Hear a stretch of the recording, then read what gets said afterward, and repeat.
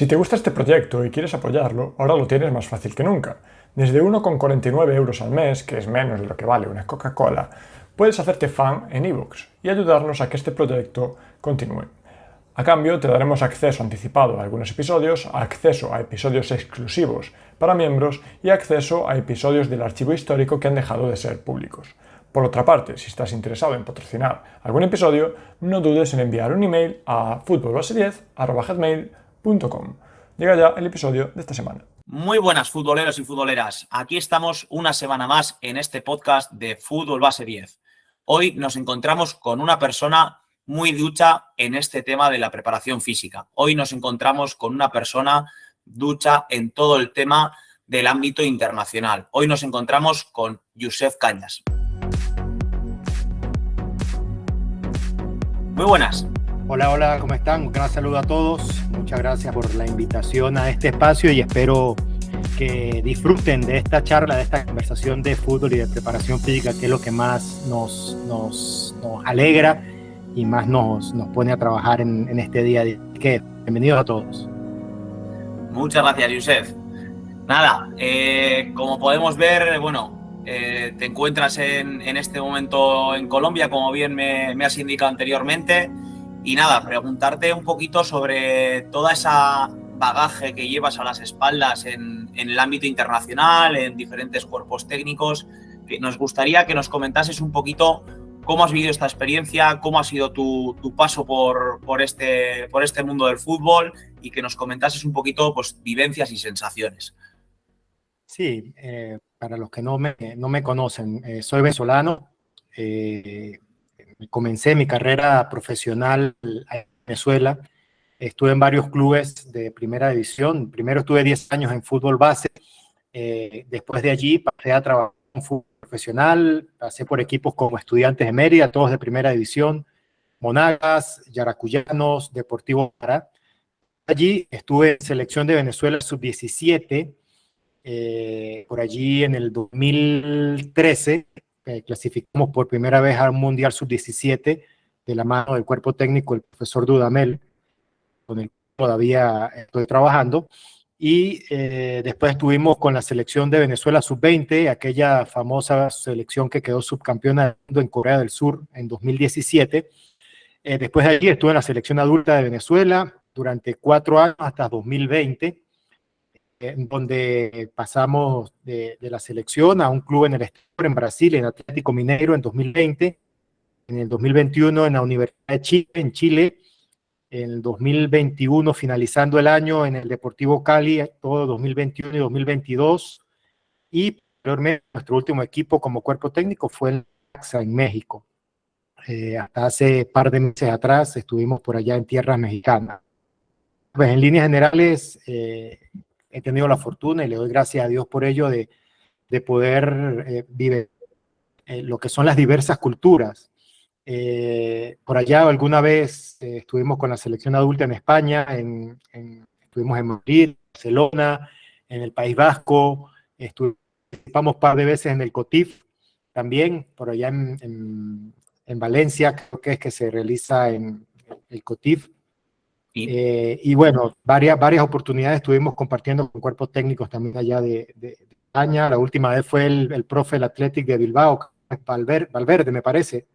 Así es, Estuvo en una gira por México y bueno, conversamos rato largo por allá en la sede del Necaxa, que jugamos un partido amistoso con ellos. Entonces, contento porque el fútbol dirigir en algún club de España, pero siempre he tenido muy buenos contactos allí. Hemos estado conversando muchísimas veces y bueno, este podcast ayuda muchísimo también a darle difusión al trabajo. Comento, Igor, que gente, como se trabaja en Sudamérica, en la realidad es totalmente, son características y formación del jugador de acuerdo a las diferentes metodologías que se trabajan. Yo siento que con el transcurrir y el estar viajando en el país, en Latinoamérica y en Europa, me ha permitido detectar que no es que uno esté bien u otro esté mal, sino que culturalmente somos muy diferentes y cada metodología de trabajo debe estar orientada principalmente a la estructura social, cultural, idiosincrásica del lugar donde estés trabajando, porque es sumamente importante escuchar diversos puntos de vista de trabajo de acuerdo a donde estemos y cómo podemos adaptar, que creo que es lo más importante, adaptar todas esas experiencias que vamos a trabajar. Qué bueno esto que me comentas, Josep. Yo creo que como bien dices, lo importante es adaptarse, lo importante es entender el entorno que tenemos a nuestro alrededor. Y para ello sí que me gustaría poder hilar un poquito la pregunta con el hecho de las diferencias que has podido visualizar, sobre todo en tu carrera tan internacional, en diferentes ámbitos y en diferentes apartados. ¿Cómo se desarrolla el fútbol y cómo se desarrolla la práctica del apartado más condicional desde el ámbito internacional para preparar un posible mundial, una posible situación específica de juego, y cómo se varía eso desde una selección, desde un equipo de fútbol? ¿Qué diferencias visualizas en ese apartado tan internacional? Primero que independientemente de estar en Sudamérica, cada país vive, siente y vibra el fútbol de manera muy, muy diferente. La forma como se convive en Sudamérica de una manera pasional, como es en Brasil y en Argentina, donde dicho por la misma gente, matan por el fútbol, ¿no? Más allá de una pasión, termina siendo algo social, cultural, que marca mucha diferencia al momento de tú trabajar y entender de qué se trata esto. Pongo un ejemplo muy claro cuando llegué a Atlético Mineiro, para que pueda más o menos visualizar de qué trata esto. El Cruzeiro es el equipo de la misma región, la misma zona, que es el equipo donde salió Ronaldo Nazario, el gordito. Sí, así es. Es el archirrival a muerte del Atlético Mineiro. Y yo cuando llegué a trabajar al Atlético Mineiro tenía no sé cómo le llaman en España, un lapicero, una pluma, ¿Sí? de color azul. Y es el color del Cruzeiro. Y me vio el coordinador de la metodología del club y me dijo, profe, venga y le cambio el lapicero. Y le dije, muy respetuosamente. Y yo le dije, no, vale, tranquilo, déjame lo que este me sirve porque lo puedo colocar aquí en la carpeta de planificación. Me dijo, no, profe, es que es azul. No podemos usar nada. Y yo le dije, ¿por qué? Me dijo, porque todo lo que es azul es de Cruzeiro. Aquí todo es blanco y negro. Entonces le agradezco, por favor, el lapicero, la pluma, sea de color negro. Me quedé en un solo bloque, me quedé paralizado porque no sabía qué responder y qué hacer, ¿no? Con respecto a eso, para que más o menos magnifiquen lo que es vivir el fútbol en Brasil, ¿no? Que fue nuestro primer equipo en el exterior. Definitivamente, cuando se trabaja a nivel de clubes es muy diferente a cuando se trabaja a nivel de selecciones. El año pasado di varias charlas en las licencias Conmebol que se generan acá en Sudamérica, y muchos profes me hacen la misma pregunta: ¿cuál es la gran diferencia? Y yo digo que la gran diferencia, sobre todo visto desde el preparador físico, visto desde el planificador y el organizador del trabajo como tal, está muchas de las funciones que actualmente, pues, creo que es la nueva era de los preparadores físicos, el de gestionar. Siento que la clave o el diferencial que marca un hecho de valor es el tiempo. En selecciones no tenemos tiempo. A nivel de clubes tenemos el tiempo que nos corresponda microciclo a microciclo, cada temporada, jornada a jornada de liga, mientras que en la selección no. Sobre todo, voy a hablar no voy a ponerme a inventar cosas que no sé, voy a hablar tema Sudamérica, en donde tienes una convocatoria de 10 días, en donde actualmente son 2 partidos de fecha FIFA, anteriormente en COVID eran 3, en 10 días. Entonces, hay que saber cómo planificar y cómo organizar el trabajo para que realmente después de un viaje de 8 horas desde Europa hasta Latinoamérica, el jugador, inclusive llegando 2 días antes de la competencia, pueda competir en esta doble fecha. Entonces, es un tema bien complejo, puesto que es solamente con las microdosis de tu trabajo, desde el área condicional, que vas marcando una huella o un camino en el cual el jugador se va adaptando a la característica de tu trabajo. Vamos a tener el tiempo necesario para que hayan adaptaciones fisiológicas, morfológicas o funcionales. Simplemente es recibirlos con un buen proceso de recuperación, si vienen jugando, si no vienen jugando, tomar en cuenta que hay un cambio de horario de entre 6 a 8 horas de diferencia de uso horario entre un país, dependiendo. Si tenemos un jugador que estaba, por ejemplo, en Rusia y tenía que llegar el lunes a la concentración y las conexiones que tenía que hacer desde Rusia llegaba el miércoles para jugar viernes. Entonces, allí tú empiezas a hacerte muchas preguntas, muchas de ellas que no estaban en los libros de los cuales estudiaste o de los cursos los cuales hiciste, porque yo creo, soy partidario de ello, no tenemos ninguna formación que nos prepare para ir a la selección. En la selección vas aprendiendo de acuerdo a las experiencias que vayas teniendo y el bagaje que puedas ir acumulando con el transcurrir de los años. Entonces creo que lo importante es enfocarse en principio en el proceso de recuperación. Posteriormente, creo que el segundo punto importante sería las cargas de entrenamiento, individualizarlas conjuntamente con los trabajos en el gimnasio. ¿Por qué? Porque recibimos jugadores, vienen si son 30 jugadores, de 30 cuerpos técnicos diferentes, de 30 preparadores físicos diferentes, de 30 metodologías diferentes. Y ser tan mezquino de querer solamente adaptarlo a la tuya, creo que es un craso error porque te equivocas y puede ser contraproducente para el rendimiento deportivo del jugador. Entonces, creo que ese segundo punto de individualizar todo el proceso de entrenamiento como tal, obviamente hay un aspecto muy importante que es el colectivo, los trabajos tácticos o de modelo de juego que el técnico, el director técnico, el entrenador quiera desarrollar. Ya eso es un tema totalmente aparte que actualmente pues no me correspondería en este podcast poder hablar del tema.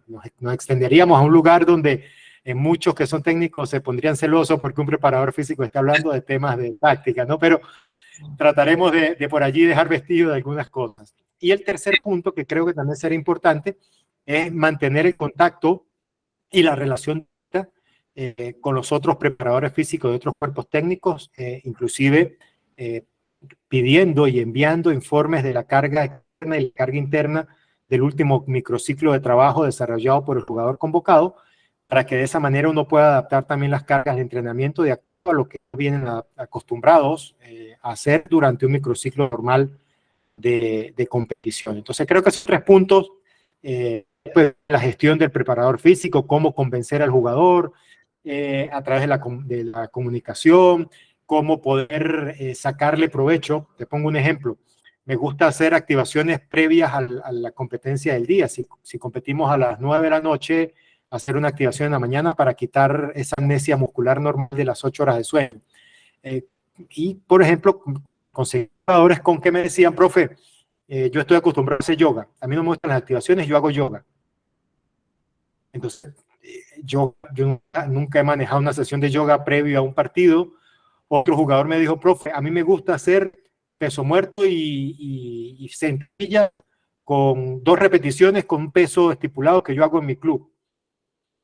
Se sale un poco de mi zona de confort, se sale un poco de lo que yo habitualmente estoy acostumbrado a hacer como preparador físico, pero me adapto al jugador. Al final, el que se coloca los botines y corre los 90, 95, 100 minutos del jugador.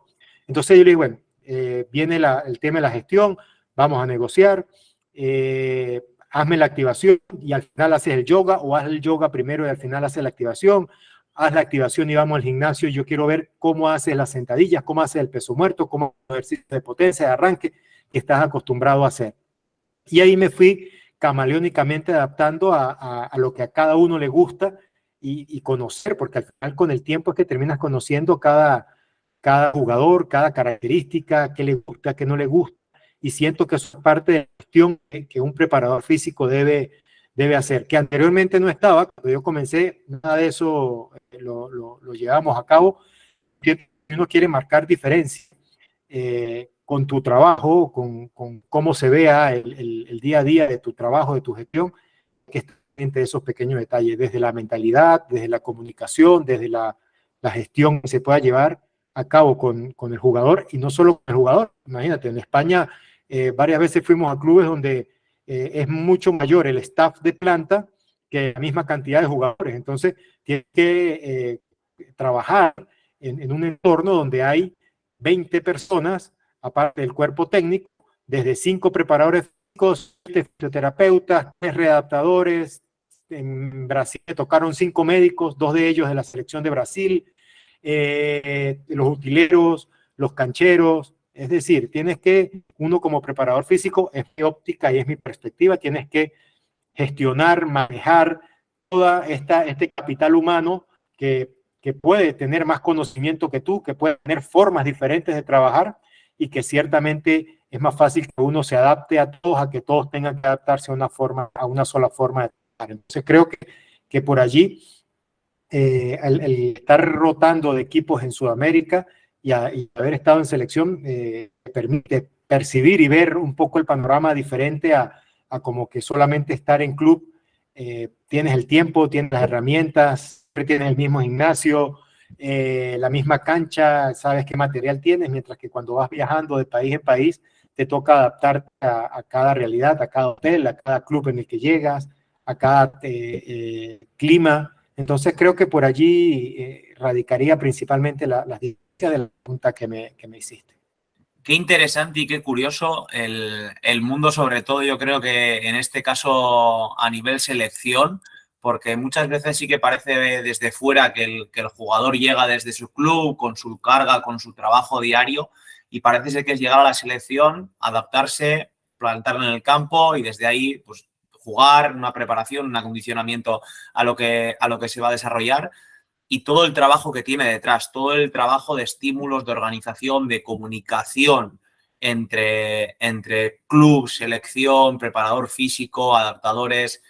Creo que muchas veces desde fuera dejamos de ver esos estímulos o esas situaciones y relaciones que podéis llegar a tener de manera interna, y qué eficaz, por cómo me lo comentas, Josep, el hecho de organizar esos estímulos a nivel de ese corto periodo de plazo que podemos encontrar para una fecha internacional. Entonces, con esto sí que me va un poquito a mí la cabeza a ir una pregunta, que es la relación que tiene esos estímulos necesarios que recibe o que necesita el jugador durante ese periodo de adaptación a la selección, y cómo se organizan las sesiones en esos periodos de tiempo. Excelente pregunta. Primero, yo tengo un concepto que lo desarrollé en mi experiencia en la eliminatoria sudamericana. Y es que tienes que adaptarte de acuerdo a los partidos que vayas a tener. Generalmente, te toca uno local y uno de visitante. Y tienes poco tiempo, tienes 10 días. Entonces, es sumamente importante saber, saber organizar todo. Pero yo siempre digo que en la selección, acá en Latinoamérica, 10 días de trabajo equivalen a 3 meses de trabajo en un club. ¿En qué sentido? En horas de trabajo, porque es que si nos radicamos solamente en la sesión, son 90 minutos de sesión al día, es poco, pero toda la planeación, toda la convocatoria, la observación de jugadores, la comunicación con los cuerpos técnicos, la organización de vamos a jugar a 3.600 metros sobre el nivel del mar el jueves o el viernes, y el lunes o martes vamos a jugar a nivel del mar a 40 grados centígrados de temperatura. Entonces, ¿cómo hacer para llegar el día a jugar a 3.600 metros? ¿Cuántas sesiones vas a tener? ¿Tener sesiones en altura o no? ¿Vas a llegar el mismo día a competir en altura o no? ¿Vas a entrenar o vas a hacer pisos o esos son cotas altitudinales hasta que te acerques a lo que es la competición? Pero no tienes el tiempo, son 10 días y las adaptaciones se producen a partir de los 20 días. Entonces, ¿qué hacer? ¿Qué hacer con terminar el partido? ¿Te quedas en altura o bajas a nivel del mar y duermes a nivel del mar? ¿Viajas de noche? llegas allá, entrenas a qué hora, si hay 40 grados de temperatura y muchas veces 80 grados de 80% de humedad. Entonces, yo creo que para poder hacer eso que me estás preguntando, tienes que tener un panorama, una visión bien amplia de todo lo que conlleva los 10 días que vas a trabajar. Y es allí donde te digo, 3 meses, 10 días equivalen a 3 meses de planeación, de planificación, buscando saber qué vas a hacer durante esos 10 días. Acuérdate que a nivel de selección, no hay, creo yo que el entrenador tiene que ser más seleccionador que director técnico o entrenador. ¿Por qué? Porque debes, con el seguimiento, seleccionar, como dice la palabra, a los que estén mejor en forma física y táctica y futbolísticamente hablando, para poder traerlos a trabajar, porque es que son mínimo, estamos hablando de 8 sesiones de entrenamiento en esos 10 días, como máximo. Si logras hacer algún doble turno, o si logras sacarle provecho a más de una oportunidad a esos doble turnos, pero llegando el lunes, tienes lunes, martes, miércoles, jueves, sabes si tienes viaje, después tienes sábado, domingo, lunes, entonces a lo sumo, teniendo suerte, son 8 sesiones. ¿Qué puedes lograr hacer en 8 sesiones? Entonces, sabes, es lograr engranar lo que necesita esa doble fecha, por lo que tú tienes pensado programar o planificar para esos 2 partidos. Entonces, es muy relativo porque va a depender específicamente de los partidos que vayas a tener para poder organizar todo, desde la logística, el viaje, horas de vuelo, y he tenido la fortuna de que dentro del cuerpo técnico, el profe, el director técnico, me ha permitido ser parte, razón y parte de lo que es toda la programación, planificación, estructuración de viaje. Delegó en mí el trato en línea directa con médico, nutricionista, fisioterapeuta, todo lo que tiene que ver con los procesos de recarga previo a un partido, de operación post partido, con toda el área médica, con toda el área de nutrición, de fisioterapia. Entonces, te digo que eso, yo llegaba a mi casa después de un partido doble fecha FIFA de 10 días, y créeme que pasaba 2 días que no quería salir de mi casa. Sentía que había trabajado 6 meses y seguido, y llegaba con ganas de descansar, no quería salir, no quería aguantar sol, no quería que nadie me molestara, no quería nada, o sea, quería estar solamente descansando, comer, dormir y ver televisión, no quería hacer más nada, porque es realmente estresante. Desde el punto de vista emocional es extremadamente estresante, porque cada partido cada partido eliminatorio te juegas la vida en estar un pasito más o no para clasificar a un mundial. Entonces, siento que esos aspectos son realmente importantes, que tal vez mucha gente, como lo dices tú, se sienta a ver 90 minutos de un partido de fútbol y no sabe realmente lo que conlleva el tener que organizar todo el andamiaje organizacional, planeación, de desarrollo de las actividades, de los trabajos de gimnasio, de los trabajos físicos en campo. Esto es muy importante, para los que no ven con muchos minutos, pero igual se necesitan, si hay que mandar algún plan de entrenamiento para que lleguen un poco más a tope, a forma, y puedan sacar en la doble fecha FIFA.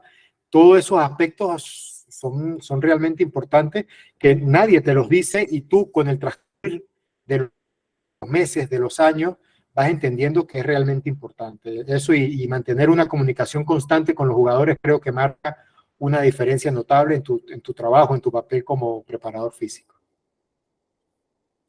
Es algo muy, muy gratificante escucharte, Josep, porque se ve cómo creo que se vive el fútbol a nivel emocional, a nivel carismático, toda esa organización que lleva detrás, todo eso, cómo lo llegáis a transmitir.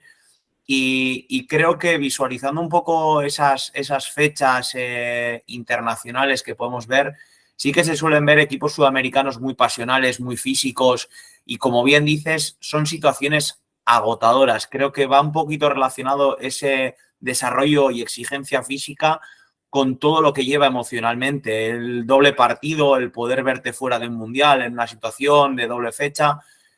¿Cómo gestionáis esa situación emocional desde el área condicional? ¿Es sencillo? ¿Es complicado teniendo en cuenta que ese jugador viene de otro entorno totalmente diferente como jugador de un club y empacar con todo ello no es sencillo? ¿Cómo lo vivís? Yo creo que con el transcurrir, como todo, la experiencia, ¿no? La experiencia juega un papel importante. Es un aspecto muy real, y es que la ansiedad antes de un partido siempre la vas a sentir. El día que no sientas la ansiedad previo a un partido, tienes que retirarte de jugador y de parte de un cuerpo técnico. Solo que con el transcurrir del tiempo y con las vivencias y con los partidos vividos, aprendes a manejar esa ansiedad, ese miedo que todos sentimos, porque creo que es natural. De igual forma, tú estás diciendo que tú aprendes a convivir con esos emocionales. ¿Y en qué aspecto te lo digo? Estamos hablando de un proceso de eliminatoria, ¿cierto? Pero yo llevo 3 procesos de sudamericano, sub-17-1 y sub-20 y sub-23, en donde te juegas la clasificación a un mundial en 21 días, 9 partidos en 21 días. Y los fisiólogos, los médicos dirían que es algo antifisiológico poder jugar 9 partidos en 21 días, jugando los primeros 4 cada 48 horas y los 5 últimos cada 72 horas. Ahí están los 21 días, 9 partidos. Y en un partido, esto te lo pongo como argumento de lo que voy a decir. En un partido ganas y te sientes que ya estás en la Copa del Mundo juvenil, pierdes el siguiente partido y te sientes fuera del Mundial. Y eso te lo digo con la vivencia y la experiencia de un hombre de 40 años. Imagínate un joven de 16 o un joven de 18 que lleva, porque esto está contabilizado, lleva más de 50 días concentrado, viajando, jugando, lejos de su familia, en donde se cierra el pase, se cierra el libro de pases de invierno en Europa, y donde te están diciendo que un club quiere contar contigo. Y entonces pierdes un partido, empatas el otro, te ves fuera, descansas un día, tienes que jugarte la clasificación contra Brasil, contra Argentina, contra Paraguay, que ya está clasificado. Entonces, todo eso te va, como llamamos en Venezuela, en Colombia, que estoy ahorita, eso te va colocando duro el cuero, ¿sabes? Te va haciendo más resistente, te va haciendo mucho más fuerte mentalmente. Y créeme, mi primera experiencia con una selección como preparador físico, una selección sub-17 en un sudamericano, llegué a la casa y dije, habiendo clasificado al Mundial por primera vez en la historia de Venezuela, yo dije, no quiero ir más nunca a un sudamericano juvenil, más nunca, porque tú te alegras, lloras al día siguiente tienes que pararte a bajar porque dentro de 2 días compites, te ves fuera, te ves dentro, no clasificas, si clasificas hay que esperar el resultado del partido, y el desgaste es más mental que físico. Llegas y estás lejos de tu esposa, de tus hijos, tienes 60 días fuera, te hace falta la familia, te hace falta tu cama. O sea, yo llegué y dije, no quiero ir más nunca a un sudamericano juvenil. Me tocó después, me llamaron al sub-20, me llamaron a otro sub-20, me llamaron a un sub-23, y de allí di el salto a la selección adulta. Yo creo que todo eso argumenta el hecho de que te va haciendo entender de qué se trata el fútbol en Sudamérica. Yo sé que en Europa es totalmente diferente, está distanciado, hay más tiempo de recuperación, se fraccionan diversos tiempos para cada partido, pero el vivir esa experiencia a nivel de juveniles, creo que me fortaleció un poco el cuero, me dio más experiencia, se me dio más el cabello en todos esos partidos, y me hizo vivir de manera diferente los partidos de selección adulta. Creo que eso me ayudó bastante, más allá de que, como te digo, la experiencia del mundo que puedes tener, sientes ese nerviosismo, esa ansiedad, ese miedo antes de comenzar un partido, porque te estás jugando la eliminatoria, te estás jugando la clasificación a un mundial por primera vez, en este caso de Venezuela, contra Brasil. contra Argentina, que es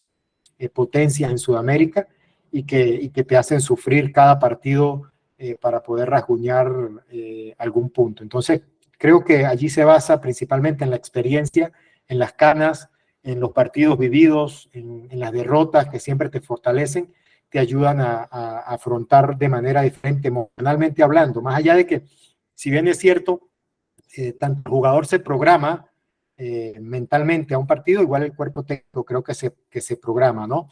Y muchas veces, dependiendo del grupo con el que trabajes, partiendo de la idea o del principio de que cada grupo forman una personalidad de equipo como tal. O sea, la sumatoria de cada una de las personalidades de los jugadores conforman una personalidad grupal.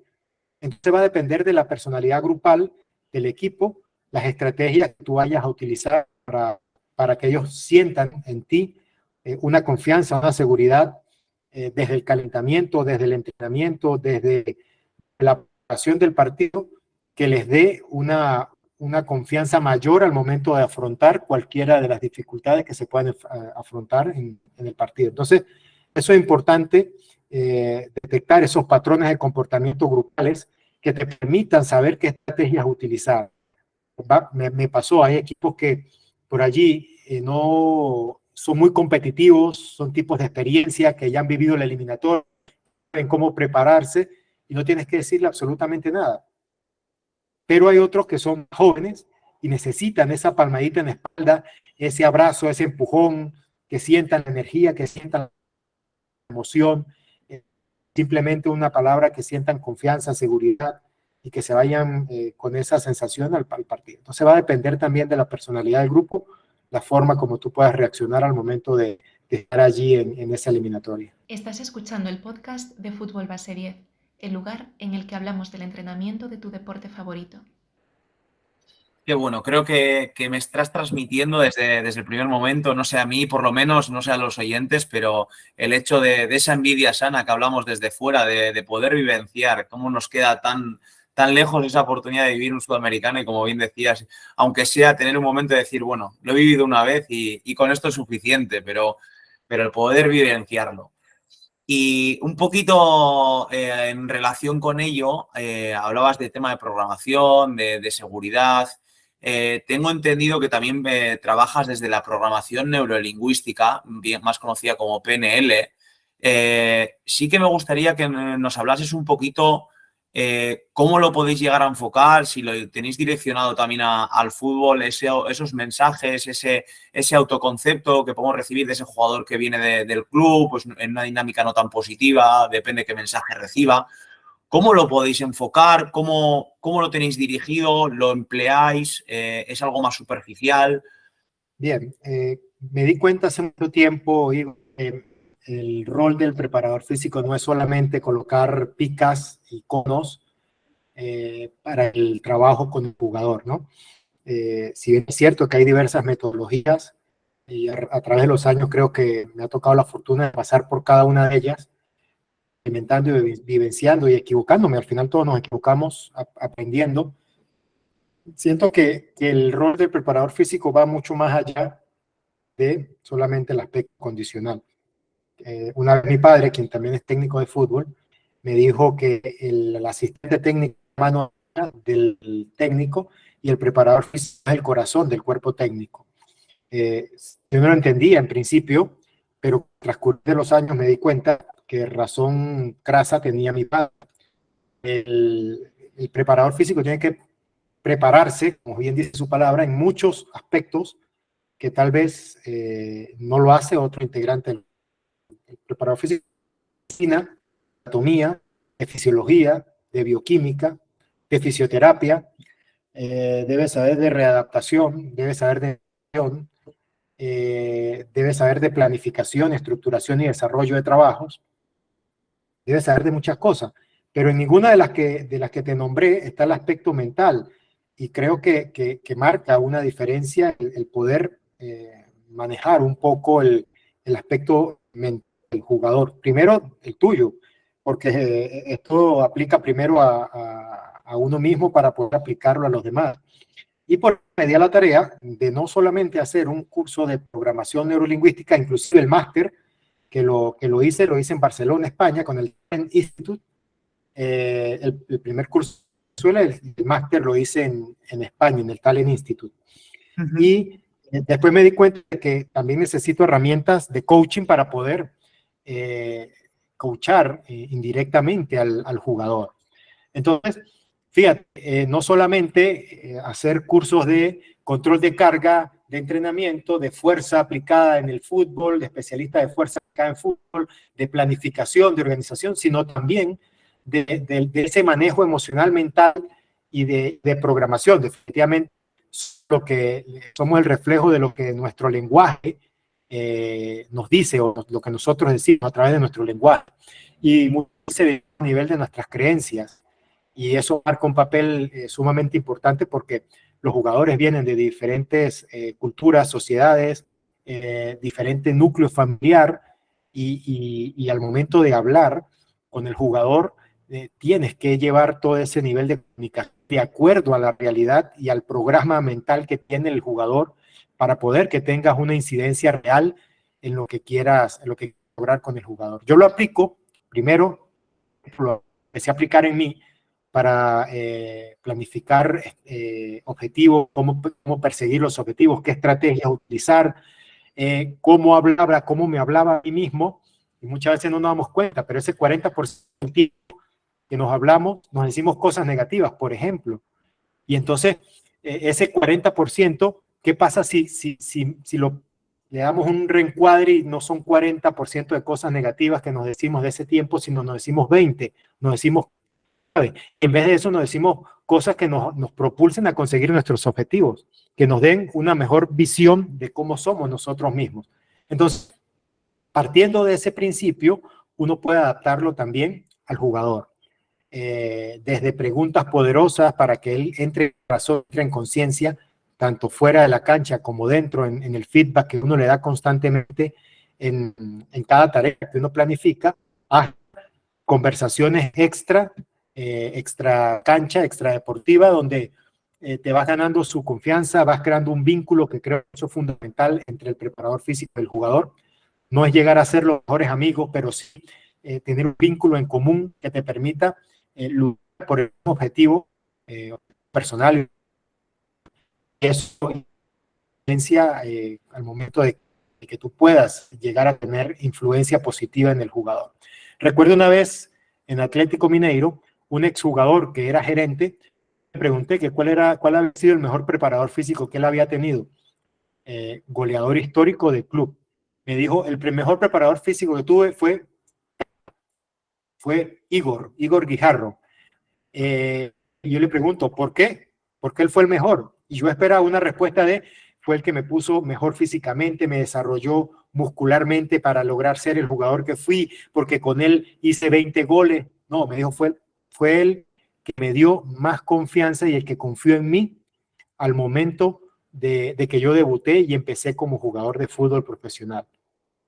O sea, al principio yo no le presté mucha atención, pero después, en esos diálogos internos solos que uno tiene, yo dije, mira, lo importante que es no solamente ser un preparador físico con conocimiento, sino ser un preparador físico que influye positivamente en el jugador. Entonces, eso me llamó poderosamente la atención. Dije, tengo que enfocarme más en aspectos emocionales, mentales, de comunicación, de mentalidad y de gestión, que en enfocarme tanto contenido teórico sobre planificación, sobre estructuración, sobre desarrollo de fuerzas. Es importante, totalmente es importante, pero que muchas veces nos creemos dueños de la verdad, nos olvidamos que estamos trabajando con personas, con seres humanos y no máquinas. Entonces, a partir de allí entendí que uno puede influir positivamente en el jugador, independientemente del tiempo que trabajes con él, sea un mes, sea un año, sea 6 meses, lo importante es que tu influencia sea positiva, que puedas lograr que el jugador entienda y comprenda que lo que tú haces es por su bien y para potenciarlo, no para restar o dividir lo que viene haciendo. Entonces creo que allí es donde radica principalmente la clave. Obviamente podemos estar aquí 2 horas hablando de los conceptos de programación neurolingüística o de estrategias que podamos utilizar Para ello los invito, aprovecho la oportunidad y vamos a cuñas publicitarias, a visitar mi web www.josephalica.com. Allí hay bastante contenido audiovisual, bastante podcast también, hay artículos interesantes y ahorita estoy sacando un programa que se llama Transfórmate, un programa de 6 semanas para trabajar todos estos aspectos mentales que te pueden ayudar a ser un mejor gestor dentro del cuerpo técnico, ¿no? Inclusive, el jueves 26 de octubre, no sé si ya haya salido este podcast para ese momento, hay un webinar gratuito donde voy a tratar todos esos temas que estamos aquí y que sería interesante que las personas también, los preparadores físicos también lo escucharan, para que tuvieran otra versión. Yo creo que el preparador físico, entre más recursivo sea, mucho mejor le va a ir en el campo de juego, ¿no? Al momento de trabajar. Tienes que tener más herramientas, tienes que tener más estrategia, y el que tenga más estrategia es el que mejor se va a adaptar a la realidad que le toque trabajar en el fútbol. Entonces, este es un bonito momento para invitarlo. Espero que no lo cortes del podcast En absoluto. y podamos seguir evolucionando. Creo que nosotros tenemos un bonito arte de adaptarnos a cada espacio, a cada lugar donde estemos trabajando, y yo siempre digo que la preparación física es el arte de adaptarse y readaptarse constantemente, ¿no? Porque toca aprender siempre cosas nuevas y si no lo aprendes te vas quedando un poco en el aparato. Me encanta escucharte, Josep, porque creo que, como bien decías tú, al final la figura del preparador físico hace falta ser camaleónico para poder adaptarte, y más en tu situación, en todo lo que nos estás contando.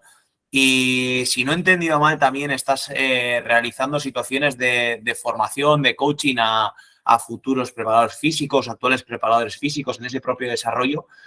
Y ya para poder ir finalizando, me gustaría, cuando hablamos de un preparador físico, tú como coach y como formador, ¿qué consideras que es fundamental y qué es necesario que tenga un preparador físico para poder entrar y adaptarse correctamente a un cuerpo técnico?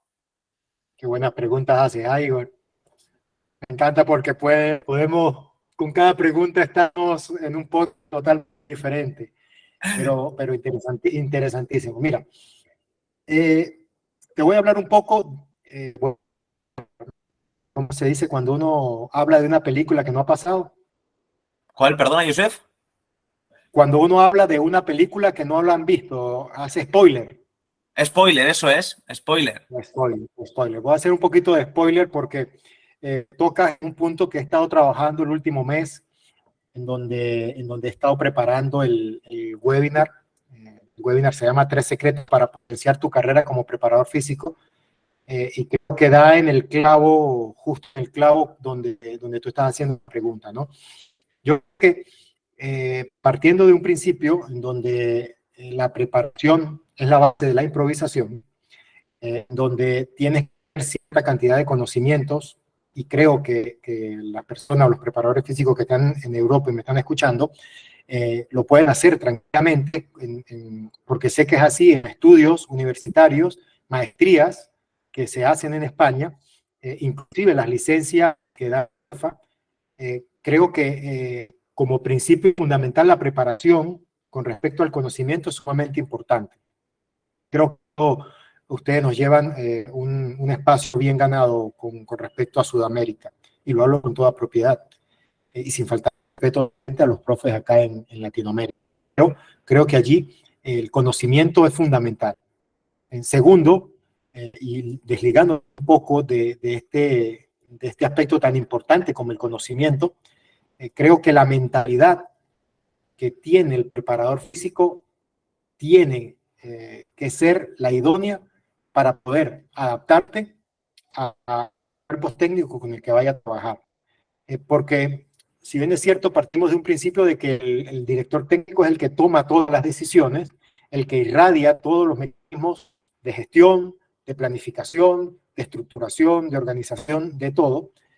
Debemos tener la suficiente mentalidad para entender que nuestra mentalidad debe ser la de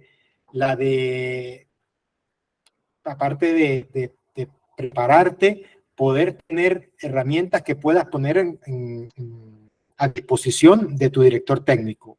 Entonces, la mentalidad va desde solucionar problemas que estén a tu mano solucionar y no generar más problemas donde no están. Por allí la mentalidad también de resolver situaciones que se presentan en el día a día, de poder preparar mentalmente para poder estar a la altura de las exigencias que se te pueden llegar a presentar. Esa mentalidad de querer aprender siempre, de no quedarte en tu zona de confort, de no volverte un entrenador de YouTube o, ¿sabes?, que copia todas las tareas, sino que puedas crear tus propias tareas. Y una fundamental, y creo que la toco siempre mucho en mis formaciones, y es crear tu propio método. No la metodología, sino tu propio método. Una vez un profe en una de las formaciones me decía, sí, está bien, pero a mí me gusta el microciclo estructurado, ya tengo un método. Y yo le dije, sí, está bien, es una metodología. Pero te pregunto, ¿cómo te gustan hacer tus calentamientos? A la velocidad primero y después haces el estiramiento y el acondicionamiento. No, eso no se puede. A mí me gusta primero estirar, después hacer esto. Ese es tu propio método. Tu propio método de hacer una cosa, de desarrollar cada variable, cada condicionante. Te pregunto, ¿cómo te gustan hacer los trabajos de fuerza? ¿Cómo desarrollas la fuerza en tu equipo? ¿La desarrollas a través de métodos en gimnasio, a través de sobrecargas, o la desarrollas, como pasa muchas veces en España, a través de juegos reducidos? Entonces, tu propio método implica que tengas que crear, salirte de tu zona de confort y crear la estructura, tu propia estructura, la propia estructura de tu cuerpo técnico en el cual te permita hacer todo lo que conlleva la función, el rol del preparador físico. Entonces, esa mentalidad es la que te va a permitir primero adaptarte a tu cuerpo técnico, después ser una pieza indispensable dentro de tu cuerpo técnico a través de responsabilidades, evitando generarle problemas a tu director técnico más allá, sino ser copartícipe de soluciones. Creo que son aspectos importantes de mentalidad. Después de allí pasamos a un segundo paso, y lo hablo en el webinar, que es la comunicación. La comunicación, no solamente con los jugadores, que anteriormente era nuestra base fundamental de trabajo eran los jugadores. Ahora tenemos, como te dije, cuerpos técnicos, staff de planta de más de 15 individuos, de 15 profesionales, que al igual que tú, tienen un conocimiento y tienes que comunicarte constantemente con ellos. Y no es lo mismo hablar con un masajista, por ejemplo, hablar con el médico del equipo. No es lo mismo hablar con el nutricionista que hablar con el fisioterapeuta, o hablar con el jardinero, o hablar con el ranchero, ¿sabes? Tienes que tener un nivel de comunicación adaptado a la realidad de cada profesional con el que vas a comunicarte. Por ende, debes saber técnicamente o tener conocimientos técnicos del área al momento de hablar con el médico, al momento de hablar con el fisioterapeuta, al momento de hablar con el nutricionista, con el psicólogo deportivo, con el coach motivacional. Entonces, el rol del preparador físico a nivel comunicacional ha cambiado notablemente. ¿Cómo convences al jugador de que tu metodología o tu forma de trabajar es la idónea para obtener resultados deportivos? Sí, está bien, ahora tenemos la tecnología, tenemos el WhatsApp, tenemos las redes sociales, sí, tenemos aplicaciones para el wellness, aplicaciones para la carga interna, cuánto tiene, cuál es tu percepción de esfuerzo. Bien, todo eso me parece interesante, pero algo que me gustaría dejar a la audiencia, y que siempre lo hablo en mis formaciones, es que nos estamos deshumanizando. Ahora todo es tecnología, tecnología, tecnología, y nos olvidamos del ser humano, de la persona que sí gana 10 millones de euros al año, pero que es persona, pero que llega a su casa y tiene una esposa, tiene un hijo, tiene problemas de salud, que tiene problemas con su mamá, que tiene problemas con su papá, que no sabe cómo gestionar tener tanto dinero, que no sabe cómo gestionar haber crecido en un barrio y ahorita estar en una mansión de 1 millón de euros. Entonces nos estamos deshumanizando. Como sociedad nos estamos deshumanizando. Todo ahora es tecnología, ahora se liga a través del móvil, ahora ya perdimos ese contacto personal, ese abrazo de poder tener con tu compañero, que al final si no eres los mejores amigos, terminas siendo una familia paralela, porque viajas y pasas la mayor cantidad de tiempo con ellos que con tu familia original. Entonces, creo que aspectos comunicacionales son sumamente importantes desde nuestro rol como preparador físico y que, al igual que una calidad adecuada, todo eso confluye en tu gestión diaria como preparador físico. Desde qué hora llegas al club, desde cuánto tiempo le dedicas a tu profesión, desde cómo tratas a tus compañeros de trabajo, cómo manejas tu imagen en redes sociales, por ejemplo, con un perfil más profesional, con un perfil más personal o familiar.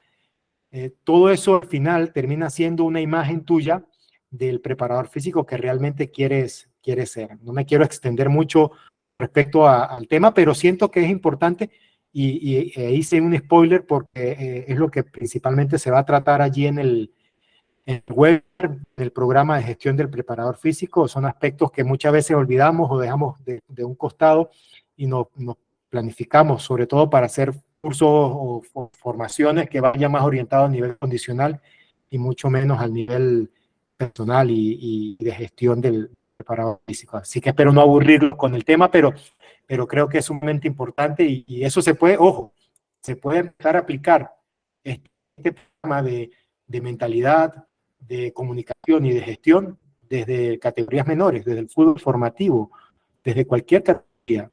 ¿Por qué? Porque allí también nos olvidamos de que son niños y creemos que son adultos pequeños y que muchos de ellos, lo decía Xavi en una entrevista que le hicieron y lo decía también el director técnico de Argentina, Scaloni.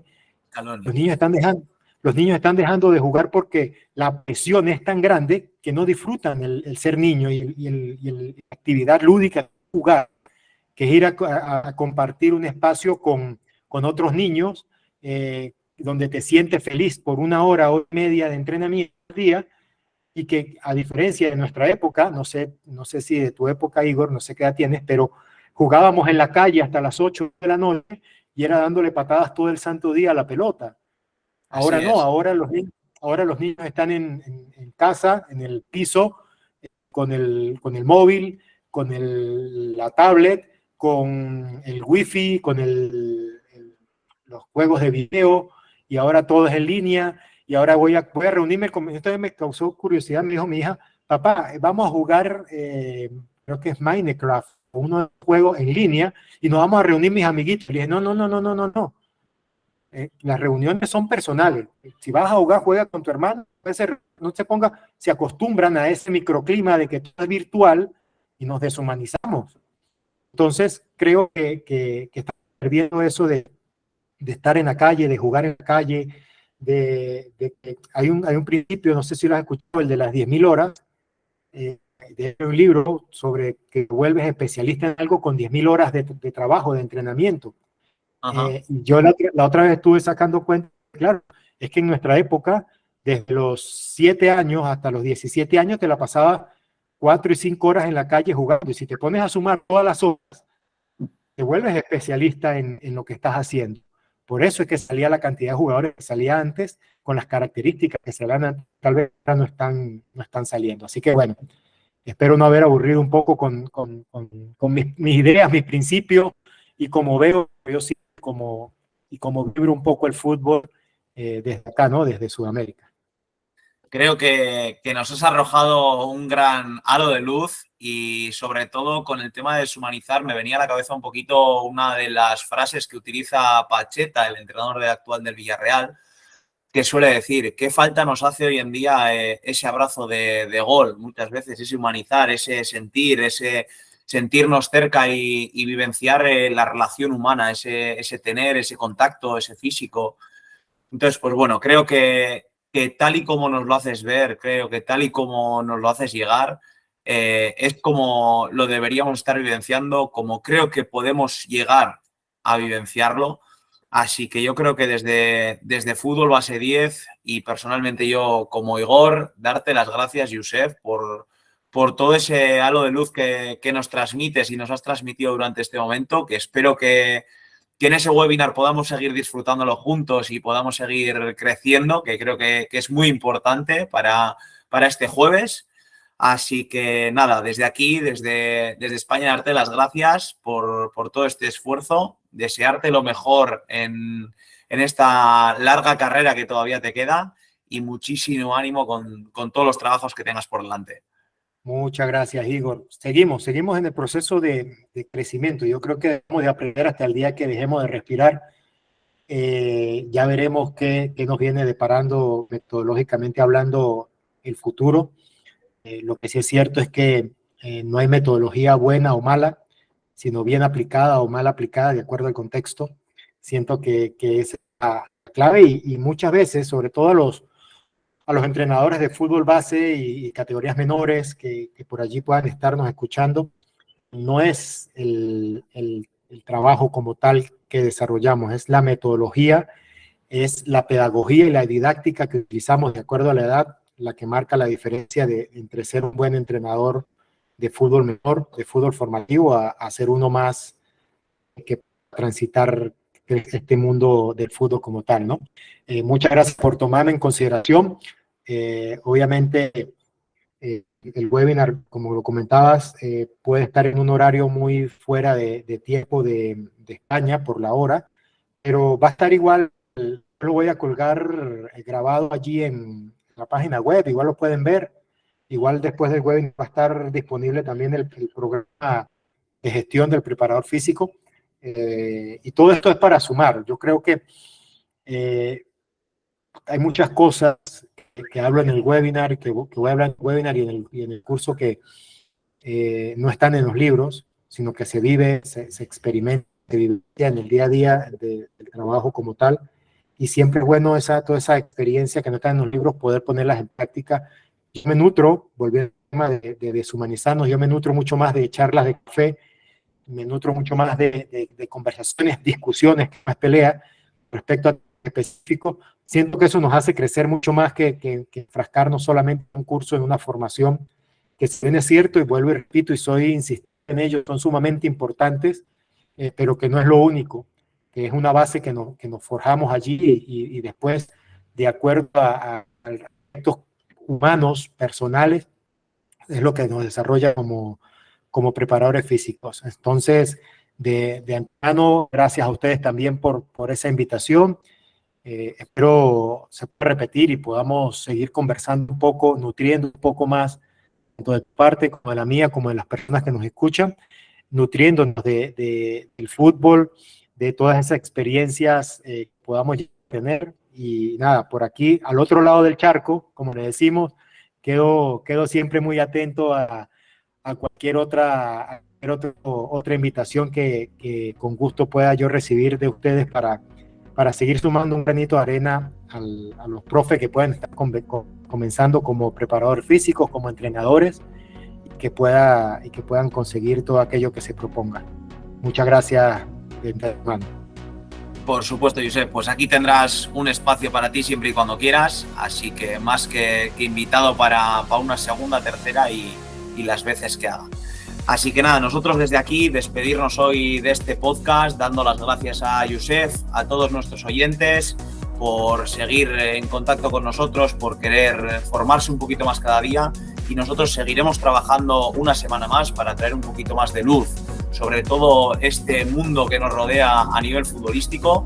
Y nada, simplemente desearos y deciros recuerdos de nuestras partes de las redes sociales. Ahí las tenemos, no olvidéis seguirnos en todas ellas, y si os ha gustado este podcast no dudéis darle a like, y si no estáis suscritos, por favor, suscribiros.